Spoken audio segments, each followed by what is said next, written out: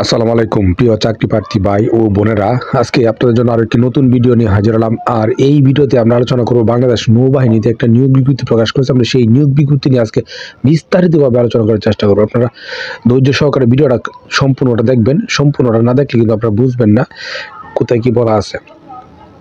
তো দেখেন বিজ্ঞপ্তিতে কি বলা হয়েছে, বাংলাদেশ নৌবাহিনীতে ড্রাইভিং সংশ্লিষ্ট বেসামরিক পদসমূহে জনবল নিয়োগ। বাংলাদেশের নৌবাহিনীর সাংগঠনিক কাঠামোভুক্ত 15-16তম গ্রেডের ড্রাইভিং সংশ্লিষ্ট নিম্নবর্ণিত বেসামরিক শূন্য পদসমূহ অস্থায়ী ভিত্তিতে পূরণের জন্য বাংলাদেশের প্রকৃত নাগরিকদের নিকটে তারা দরখাস্ত আহ্বান করতেছে। অনেকগুলো পদ। প্রথম নম্বর পদ হলো এমটিডি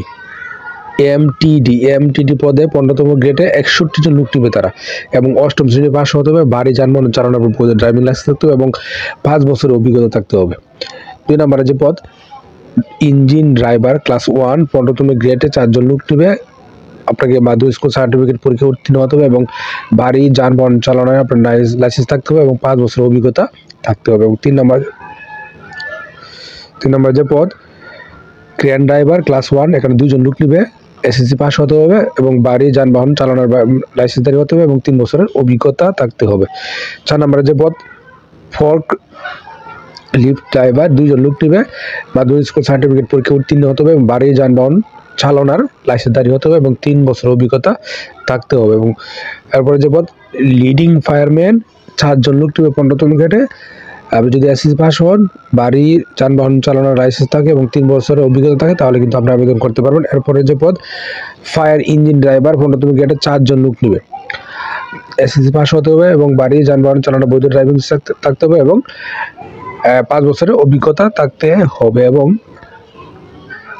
ইঞ্জিন ড্রাইভার ক্লাস 2, এখানে 5 জন লোক নিবে 16তম গ্রেডে, মাধ্যমিক স্কুল সার্টিফিকেট পরীক্ষা উত্তীর্ণ হতে হবে এবং ভারী যানবাহন চালানোর বৈধ ড্রাইভিং লাইসেন্স থাকতে হবে এবং সংশ্লিষ্ট কাজে 3 বছরের অভিজ্ঞতা থাকতে হবে। এবং ক্রেন ড্রাইভার ক্লাস 2 6 জন লোক নিবে 16তম গ্রেডে, মাধ্যমিক স্কুল সার্টিফিকেট পরীক্ষা উত্তীর্ণ হতে হবে এবং ক্রেন ড্রাইভিং লাইসেন্স থাকতে হবে এবং 3 বছরের অভিজ্ঞতা থাকতে হবে। এবং এই পদগুলোতে কিন্তু সকল জেলার প্রার্থীগুলো কিন্তু আবেদন করতে পারবে।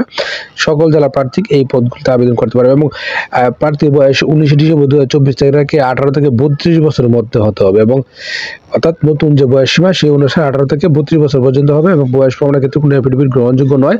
এবং সরকারি আধা সরকারি স্বায়ত্তশাসিত প্রতিষ্ঠান যদি আপনি কর্মরত থাকেন, অবশ্যই মৌখিক পরীক্ষার সময় আপনার অনাপত্তিপত্র আপনাকে দাখিল করতে হবে। এবং জাতীয় পরিচয়পত্র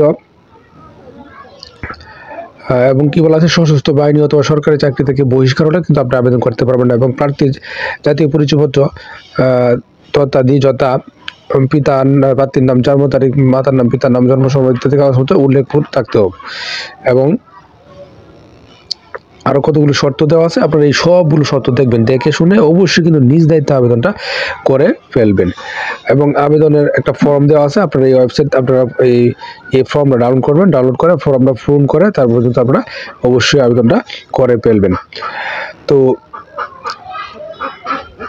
আর এই ফর্মটা আপনারা কোথায় পাবেন?